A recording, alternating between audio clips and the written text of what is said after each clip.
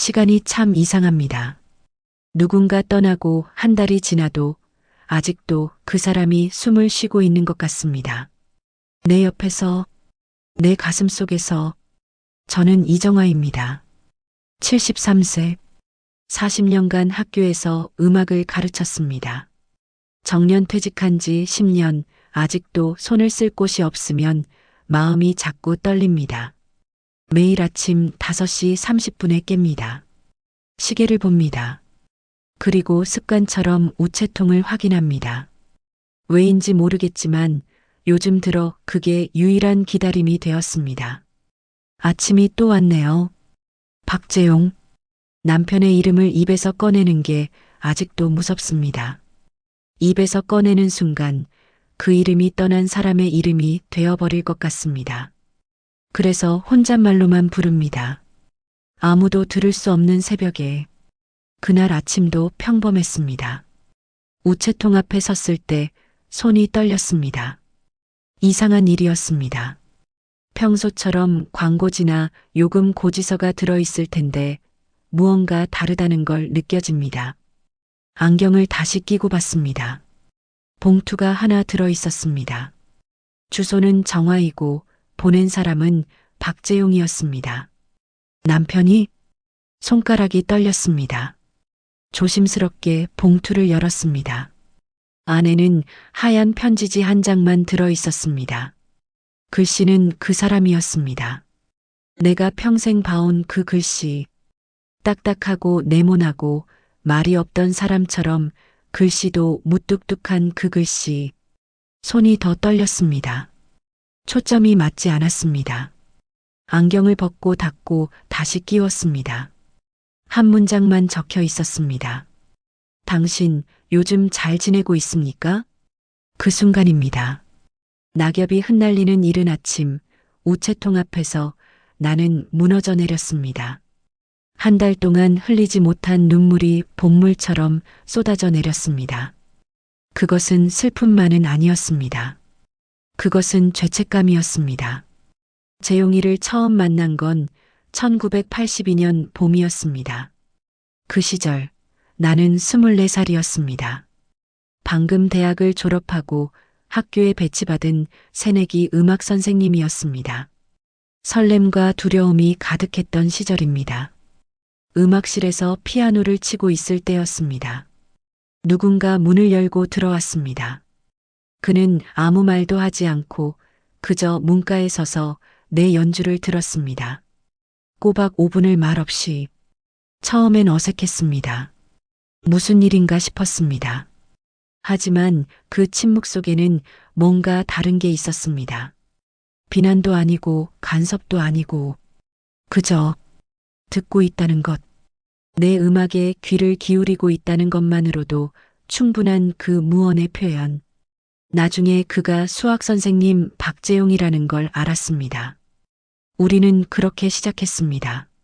말이 많지 않은 관계로. 그가 내 말을 들어주고 내가 그의 침묵을 이해하려고 노력하는 관계로. 그것이 사랑인 줄 알았습니다. 그때는 1984년 우리는 결혼했습니다. 나는 웨딩드레스에 몸을 맡겼고 그는 결혼식 내내 조용했습니다. 다른 신랑들처럼 너스레를 떨거나 웃음도 많지 않았습니다. 다만 내 손을 잡을 때 그의 손가락이 살짝 떨리고 있었습니다. 누군가는 수군거렸습니다. 신부는 행복해 보이는데 신랑은 왜 저렇게 조용해? 하지만 나는 느꼈습니다. 그의 조용함 속에는 긴장도 있고 책임감도 있고 어쩌면 사랑도 있을 거라고 생각했습니다. 아니, 그렇게 믿고 싶었습니다. 그해 우리는 아들을 낳았습니다. 정호라고 이름을 지었습니다. 재용이에게 이름을 지어달라고 물었을 때 그는 한참을 생각했습니다. 그리고는 말했습니다. 당신이 정해요. 엄마가 정하는 게 낫겠어요. 그 말이 좋았습니다. 그것이 사랑이라고 믿었습니다. 정호는 10살이 되자 서울로 떠나갔습니다. 좋은 중학교에 들어갔기 때문이었습니다. 우리는 그를 보냈습니다. 미안해하면서도 자랑스러워하면서 아들이 떠난 후 집안에 말이 줄어들었습니다. 처음엔 내가 자꾸 말을 걸었습니다. 당신, 오늘 학교는 어땠어요? 그냥 그래. 어떤 건데요? 그냥. 점점 내 질문이 짧아졌습니다. 그리고 그의 대답은 더 짧아졌습니다. 몇 년이 흐르면서 나는 침묵을 배웠습니다. 말을 하지 않는 게 낫다는 걸 배웠습니다. 말을 하면 외로움이 더 크게 울리니까요. 말을 하지 않으면 그 침묵이 자연스러운 것 같으니까요. 그렇게 30년을 살았습니다. 아침에 일어나 밥을 짓고 밥을 먹고 학교에 가고 돌아오고 또 밥을 지었습니다. 낮과 밤이 반복되었습니다. 계절이 바뀌었습니다. 아들이 자라났습니다. 하지만 우리 사이의 말은 늘어나지 않았습니다. 아파요라는 말도 제대로 하지 않았습니다. 재용이가 아팠을 때도 나는 제대로 묻지 않았습니다. 5년 전 그가 병원에 다니기 시작했습니다. 어디가 아프냐고 물었을 때 그는 말했습니다. 그냥 피로인 것 같아. 나는 그 말을 믿었습니다. 아니, 믿고 싶었습니다. 그가 자주 한숨을 쉬어도, 밤에 깨어 있어도, 아침이 되면 얼굴이 창백해져 있어도 나는 묻지 않았습니다. 침묵의 30년이 나를 그렇게 만들었습니다. 괜찮으세요? 라는 말도 어렵게 꺼낼 정도가 되었습니다. 지난 5년은 그렇게 흘러갔습니다. 우리는 같은 집에 살았지만 같은 세상에 살고 있지 않았습니다. 그는 자기 침묵 속에서, 나는 내 세상 속에서. 그리고 작년 가을이 왔습니다. 첫 번째 편지를 받고 2주가 지났습니다. 나는 매일 우편함을 들었다 놨다를 반복했습니다. 혹시 또 편지가 올까 해서. 이건 광기에 가까웠습니다. 죽은 사람이 편지를 쓸 리 없다는 걸 알면서도 나는 계속 우편함을 확인했습니다. 아들 정우한테는 말하지 않았습니다. 전화 통화도 피했습니다. 설명할 수 없는 일이었으니까요. 그날도, 낙엽이 많이 떨어지던 날도 우편함에서 또 하나의 편지를 찾았습니다. 손이 떨렸습니다. 이번 봉투는 약간 두툼했습니다. 뭔가 들어 있었습니다. 편지를 열었습니다. 정화에게 당신은 요즘 혼자가 되면 뭘 하나요? 나는 알아요. 당신이 매일 아침 피아노 앞에 앉아 있다는 걸. 그리고 손가락을 건반 위에 올려놓고 아무 음도 내지 않은 채 그대로 앉아 있다는 걸. 나는 그걸 봤어요. 몇 년을 봤어요. 당신이 나를 기다리는 동안 나는 당신이 울고 있다는 것도 알아요. 아무도 모르게 밤이 깊을 때 베개에 얼굴을 묻고 울고 있다는 것도 내 잘못입니다.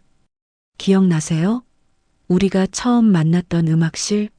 나는 그곳에 서 있었지만 사실 당신의 연주에 정신을 못 차리고 있었습니다.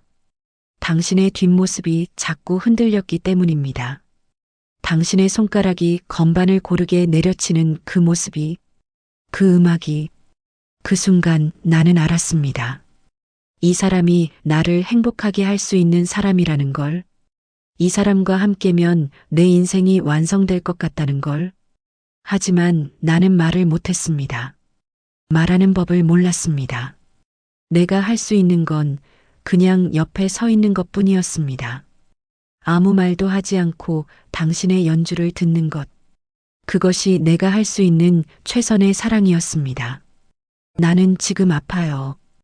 의사는 내게 몇 해가 남지 않았다고 했습니다. 당신은 아직도 묻지 않았어요. 언제 아팠는지, 왜 아팠는지, 앞으로 어떻게 될 건지. 당신의 침묵이 이제는 이해가 됩니다. 당신도 모르고 싶었던 거예요. 내가 아프다는 사실을 인정하고 싶지 않았던 거예요. 그렇게 되면 모든 게 끝난다는 생각 때문에. 그런 당신이 이해가 됩니다. 하지만 나는 당신에게 말해야 합니다. 당신과의 침묵도 사랑이었어요. 그 침묵 속에서 나는 당신이 나를 생각하고 있다는 걸 느꼈어요. 당신이 내 곁에 있다는 것만으로도 나는 충분했어요. 우리가 결혼한 해 기억나세요? 우리가 함께 심은 감나무? 그 나무에 내 마음을 묻어주세요. 당신이 그걸 찾아가는 날 모든 게 명확해질 거예요.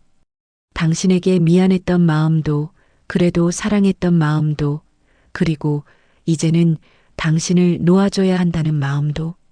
감나무 아래를 찾아봐요. 내가 당신을 얼마나 사랑했는지 거기서 알게 될 거예요. 편지를 놨습니다. 손이 떨렸습니다. 감나무. 우리가 결혼한 해인 1984년, 우리는 그 나무를 심었습니다. 마을 뒤쪽 야산, 고개 너머에. 재용이가 그곳을 가자고 했습니다. 처음으로 그가 주도적으로 제안한 장소였습니다. 여기에 나무를 심으면 매년 우리가 여기 올 때마다 그 나무를 보면서 우리를 기억할 수 있지 않을까? 그렇게 물었습니다. 그리고 우리는 감나무를 심었습니다. 함께 삽질하며. 그 후로 40년 한 번도 그 나무 앞에 다시 간 적이 없습니다. 편지 봉투 안에는 오래된 사진도 들어 있었습니다. 우리가 젊었던 시절의 사진. 감나무 앞에 나란히 서 있는 우리. 그는 어색하게 웃고 있고 나는 그 모습이 사랑스러워 보이고 있었습니다. 그 사진을 보고 있으니 갑자기 모든 게 떨리기 시작했습니다. 40년을 옆에 있던 사람이 떠났습니다. 그리고 지금 그 사람이 내게 말을 걸고 있습니다. 편지로. 나는 그 감나무를 찾아 나갔습니다. 우리가 사는 마을 뒤쪽 야산의 고개 너머로 40년 전 그 나무를 심던 날이 선명했습니다. 재용이의 손이 내 손과 겹쳤던 그 감촉. 흙을 파면서 여기면 좋을까? 라고 묻던 그의 목소리. 아, 그때 그는 말을 했습니다. 나한테는 말을 했었구나. 처음으로 내가 원하는 것을 물어봐 주면서 나는 느려진 발걸음으로 고개를 올랐습니다. 감나무는 여전히 거기 있었습니다. 40년의 세월이 그대로 묻어있는 나무. 굵어진 줄기, 높아진 가지들. 나무는 자라났습니다. 우리와 함께. 그리고 올해는 유난히 감이 많이 열려 있었습니다. 붉은 감들이 마치 눈물처럼 떨어져 내려 있었습니다. 낙엽과 함께 내 옆에 서는 사람이 없었습니다. 그 순간 깨달았습니다. 이제 영원히 옆에 설 사람이 없다는 걸. 나무 아래를 파보기 시작했습니다. 손으로. 73세의 손으로. 흙이 손톱 아래로 들어갔습니다. 하지만 멈추지 않았습니다. 그리고 작은 상자를 찾았습니다. 낡은 나무 상자. 재용이의 손글씨로 무언가 적혀 있었습니다. 정화에게. 손이 떨렸습니다. 상자를 열었습니다. 안에는 손편지 몇 장이 들어 있었습니다. 모두 재용이의 글씨였습니다. 딱딱하고 네모난 하지만 누군가를 위해 정성스럽게 쓴 글씨였습니다. 첫 번째 쪽지. 정아, 미안해. 나는 말을 못하는 사람이다. 하지만 한 가지는 알아주길 바란다. 내가 당신을 사랑했다는 것을. 나는 늘 당신 옆에 있으려고 했다. 아무도 눈치채지 못하게 조용히. 당신의 피아노 소리를 들으면서 당신이 내 아내라는 것에 감사하면서 다만 그걸 말로 표현하지 못했을 뿐이다. 미안해. 두 번째 쪽지. 정아, 너를 본 처음 순간이 자꾸 떠올라. 음악실 문가에서 너를 봤을 때 나는 이 여자와 평생을 살고 싶다고 생각했다. 그런데 왜 그걸 말해주지 못했을까? 왜 지금까지 침묵으로만 당신을 사랑했을까? 미안해, 정아. 너는 분명 더 나은 사람을 만났어야 했어. 너처럼 따뜻한 말도 건네고 손도 잡아주고 눈도 맞춰주는 사람을. 나 대신. 미안해. 마지막 쪽지. 정아, 이 편지를 읽는 너는 이미 내가 떠난 후일 거다. 나는 너에게 제때 말해주지 못했다. 하지만 지금이라도 말하고 싶다. 당신 정말 고마워. 40년을 내 옆에서 침묵을 견디며 살아주고, 내가 말하기를 기다려주고, 내 무뚝뚝함을 용서해줘서 당신의 눈물이 보였어. 밤에 베개에 얼굴을 묻을 때도, 주방에서 혼자 울 때도, 그리고 나는 당신을 안아주지 못해서 미안했어. 하지만 나는 당신 옆에 있었어. 항상. 당신이 밥을 지을 때도, 당신이 학교에서 돌아올 때도, 당신이 밤 12시까지 깨어 있을 때도 나는 당신 곁에 있었어. 아무도 모르는 방식으로. 이제 내가 떠나도 당신은 혼자가 아니야. 당신의 음악이 있고, 당신의 손가락이 있고, 당신의 마음이 있으니까. 그리고 누군가 당신 곁에 있어줄 거야. 나처럼은 아니겠지만 당신을 사랑할 그런 사람이. 그 사람이 나보다 더 많이 말해주기를 바래. 그리고 당신도 그 사람의 말에 귀 기울여줘. 우리가 못한 것들을 그 사람과 함께 하면서. 당신을 사랑했어요, 정아. 정말 정말. 재용이가. 나는 감나무 아래에서 모든 것을 깨달았습니다. 그가 날 버린 게 아니라 내가 그를 외면했다는 걸.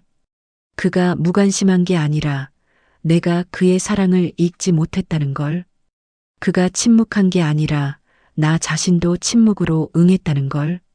40년간 우리는 같은 집에 살면서 서로 다른 언어로 사랑했던 것 같습니다. 그리고 지금 비로소 그의 언어를 읽을 수 있게 되었습니다. 너무 늦은 후에. 세 번째 편지는 남편 재용이 세상을 떠난 지 정확히 40일 만에 도착했습니다. 우리 결혼 기념일이 그날이었습니다. 손이 떨렸습니다. 우편함 앞에서 한참을 서 있었습니다. 이게 마지막 편지라는 걸 알았기 때문입니다. 봉투를 열었습니다. 정화에게 당신이 감나무 아래를 찾아갔다면 이제 모든 걸 알았을 거야. 내가 당신을 얼마나 사랑했는지, 그리고 나 자신을 얼마나 미워했는지도. 이 편지가 마지막이야. 당신은 이제 무엇을 할까? 혼자 남겨진 집에서 혼자 밥을 지어 먹을까? 아니면 여전히 두 사람분을 만들까? 나는 당신이 계속 혼자만 있을까봐 무섭다. 내가 당신 옆에 있어주지 못한 것처럼 당신도 혼자가 되면 외로울까봐.